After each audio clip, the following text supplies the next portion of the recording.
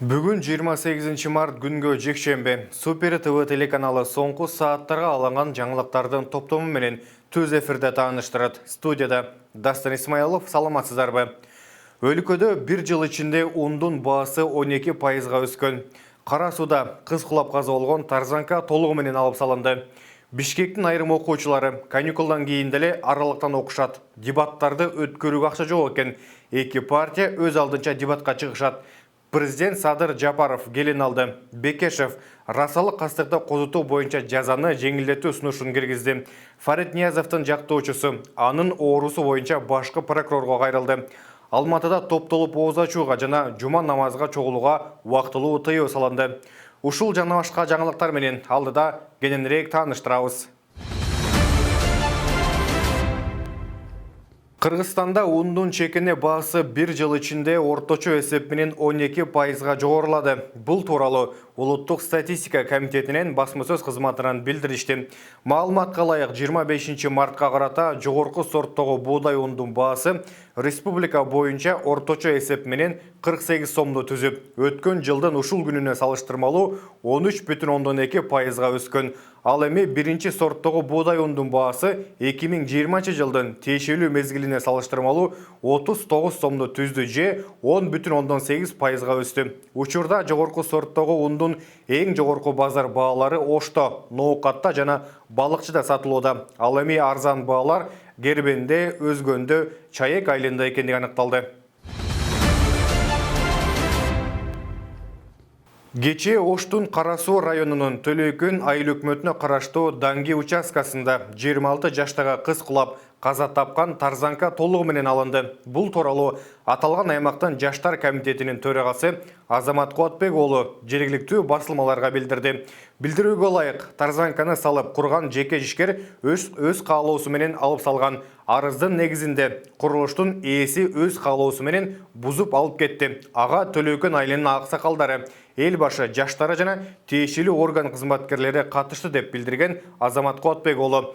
Белгилей кетсек, 25 мартта болжол менен саат 17:45 чамасында Кара Суу районунун Төлөйкөн айыл аймагында 26 жаштагы кыз зоодон кулап каза болгон. Анда кыз кулаган учур видео тасмага тартылып калып, кыз бутка жип байлап атайын секирүү үчүн курулган тарзанка аттракционунан кулап набыт болгон. Борбор калаанын окуучулары жазгы каникулдан кийин окуу процессин дагы онлайн режимде улантышат. Бул тууралуу бүгүн Бишкек шаарынын билим берүү башкармалыгынын басма-сөз кызматынан маалымдашты. Маалыматка ылайык 1, 2, 3, 4, 5, 9, 11 класстар мектепке барып окушат. Ал эми 6, 7, 8, 10 класстардын сабактары мурдагыдай эле аралыктан жүргүзүлөт. Ошондой эле мекеменин айтымында бала бакчалардагы азырынча толук ачылбайт.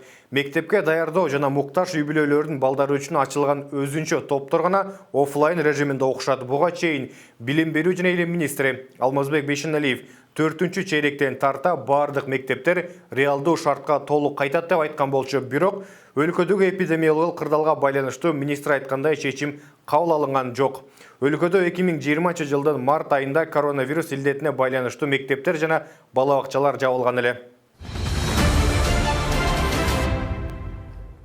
1 апрелде Реформа партиясы менен Кыргызстандын Элдик демократиялык партиясы өз алдынча дебат уюштурушат. Бул тууралуу Сереп медиа маалымат агенттигине Реформа партиясынын лидери Клара Соронкулова билдирди. Соронкулованын айтымында аталган эки партия өз демилгелери менен беттеште уюштуруп жатышат. Алардын дебаттык беттеши Бишкек тандайт деп аталып, онлайн форматында өткөрүлөт. Мамлекеттик деңгээлде мамлекеттик телеканалдар бул жергиликтүү шайлоонун дебаттарына каражат жоктугун айтышып, уюштуруп өткөрүүдөн баш тартышты. Мурда болсо дебаттарга америкалык уюм каражат бөлүп уюштуруп турган экен. Бирок өткөнкү президенттик шайлоодогу дебаттардан кийин ал уюм КТРК менен келишим үзүп салыптыр деп билдирди Соронкулова Сереп медиа маалымат агенттигине. Белгилей кетсек, өлкөдө жергиликтүү кеңештердин депутаттарын шайлоо 11 апрелде өтөт. Анда 448 кеңештин, анын ичинде 28 шаардык жана 420 айылдык кеңештин депутаттары шайланат. Бүгүн Садыр Жапаровдун баласы Ринаттын үйлөнүү үлпөт тою өтөт. Бул тууралуу жергиликтүү булактар жазып чыгышты. Маалыматка ылайык, Чоң той болбойт, жаштарға арналған чакан той өтөт. Ринат 24 жашта, баш кошуп жаткан кыз 21 жашта. Жаштар көп жылдан бери кыз жигит болуп жүрүшкөн деп жазылат маалыматта. Садыр Жапаровдун кудалыкка барган видеосу тарады. Кудаңар президент балабызды өстүргөн, ушулардын үйүндө өскөн, бала ушуларга таандык деп видеодо Садыр Жапаровду тааныштырып жатканын билдирди. Жогорку кеңештин депутаты Дастан Бекешев жазык кодексинин 313 беренесинде көрсөтүлгөн тагыраагы расалык, этностук, улуттук, диний же региондор ортосундагы кастыкты, араздашууну козутуу кылмыш үчүн жазаны жеңилдетүү демилгеси менен мыйзам долбоорун сунуштоодо.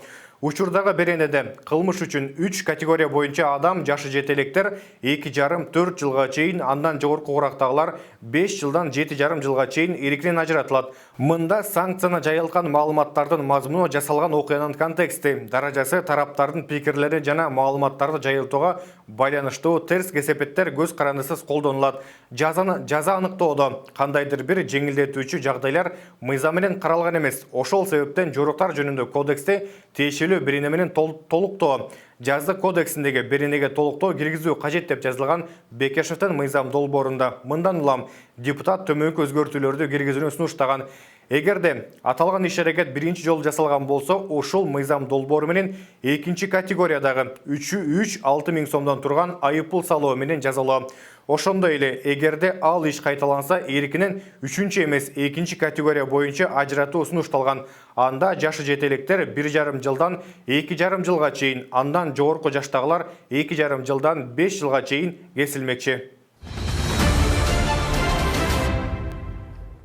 Алмазбек Атамбаевдин кеңешчиси, ошондой эле президенттик аппараттын жетектеген Фарид Ниязовдун жактоочусу, анын ооруп жаткандыгына байланыштуу баш коргоо чарасын өзгөртүү сунушу менен башкы прокуратурага кайрылды. Билдирүүгө ылайык, жактоочу жазык процесстик кодекстин 118 беренеси боюнча кылмышка шектүү адамда оор иллет аныкталса, анын бөгөт чарасын жумшартса болот экендигин айтып, башкы прокурор Курмангул Зулушевке кайрылды.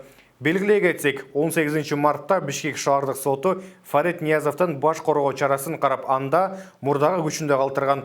Анда Ниязов СИЗО 1 мекемесинде 10 апрелге чейин болоор айтылган. Ошондой эле ал күнү жактоочу Замир Жошев журналисттерге Фарид Ниязовдун 3-чү даражадагы жогорку коркунучтагы гипертония аныкталгандыгын айтып, ден соолугунун абалы начар экендигин билдирген. Фарид Ниязов 9 октябрда Бишкектин Алатоо аянтындагы башаламандык уюштурууга шектелип, кармалган эле. Бишкекте бүгүн мыйзамдуулук үчүн тынчтык жүрүшү кайрадан өттү. Тынчтык жүрүшүнө 15 адам катышкан. Андагы жарандык активисттер салт болуп калгандай эле темир жол вокзалына чогулуп, андан соң Эркиндик бульвары аркылуу Алатоо аянтына чейин келишти. Баштан башта кыймылы демилгелеген бул тынчтык жүрүшүнүн өкүлү Улан Үсөйүн мыйзамдуулукту, адилеттүүлүктү, акыйкаттыкты, коопсуз, өндүккөн өлкөнү талап кылууну уланта беришерин айтты. Жамгыр эмне, кар эмне, мыйзам бузулуп жаткан жерде бүгүн 20-чы жүрүш 5 ай болду деп жазды Үсөйүн. Баштан башта кыймылы демилгелеген бул тынчтык жүрүшү 2020 жылдын 22 ноябрынан бери ар жекшемби сайын өтүп келет. Кечки саат 10 чамасында Ош облусунун Кара Суу районундагы Анжеян айылында жайгашкан медреседен өрт чыкты. Бул тууралуу өзгөчө кырдаалдар министрлигинен кабарлашты.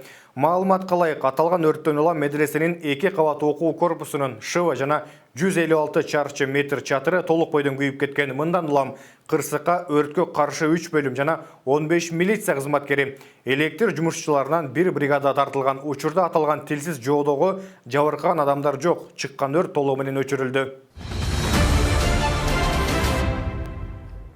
Бүгүн Бишкекте контейнерге башы тыгылып чыга албай калган жаранды өзгөчө кырдаалдар министрлигинин кызматкерлери куткарышты. Бул тууралуу мекеменин маалымат кызматынан кабарлашты. Бүгүн эртең мененки саат 8:30да мекеменин куткаруу кызматына чакыруу түшкөн. Анда шаардын Термечков көчөсүндө эркек киши контейнердин астына башы менен кыпчылып чыга албай калгандыгын айтышкан. Мындан улам жерине 5 куткаруучу барып, атайын шаймандар менен контейнерди көтөрүп, кишини куткарышты деп жазылат өзгөчө кырдаалдар министрлигинин маалыматында. Учурда башы кыпчылып калган кишинин абалы жакшы. Ага медициналык жардам керектелген эмес. Бүгін өлкө боюнча COVID-19 146 адамдан анықталды. Бұл туралы республикалық штабтан билдиришти. Мындан сырткары сутка ичинде республика боюнча коронавирустан бир бейтап каза болду. Ошондой эле бир сутка ичинде жалпысынан 63 бейтап айыгып чыкты. Белгилей кетсек, өлкөдө коронавирус жуктургандардын жалпы саны 88.092 кишиге жетти. Алардын ичинен 84.600 адам айыгып чыкса, 1495 адам көз жумду. Бүгін Бишкекте айтыш республикалық деңгээлде өткөрүлөт. Бул тууралуу айтыш коомдук фондунун төрагасы Асылбек Маратов социалдык тармактагы баракчасынан билдирди. Маалыматка ылайык, иш-чара айтыш коомдук фондунун 20 жылдыгына жана Төкмө Акын Тоголок Молдонун 160 жылдыгына арналып өткөрүлдү. Ошондой эле Байге фонду катары 1 миллион сом коюлган. Белгилей кетсек, 27 мартта айтыштын тандоо туру КТРКнын концерттик залында өткөн. Анда тандалып алынган акындардын финалдык айтышы бүгүн Токтогул Саттылганов атындагы Кыргыз улуттук филармониясында өткөрүлөт. Айтыш коомдук фонду 2001 жылы түптөлгөн. Фонд төкмөлүк өнөрдү өркүндөтүү жана акындардын башын бириктирүү максатында негизделгендиги айтылып келет. Келе жаткан аптада абанын температурасы төмөндөп, тоолуу жерлерге кар түшүүсү ыктымал. Жума аягында гана күн ачылары айтылды. Кыргыз гидромет агенттиги берген маалыматка ылайык, апта ичинде күн бузулуп, айрым аймактарга кар жаап, үшүк жүрүшү дагы күтүлүүдө.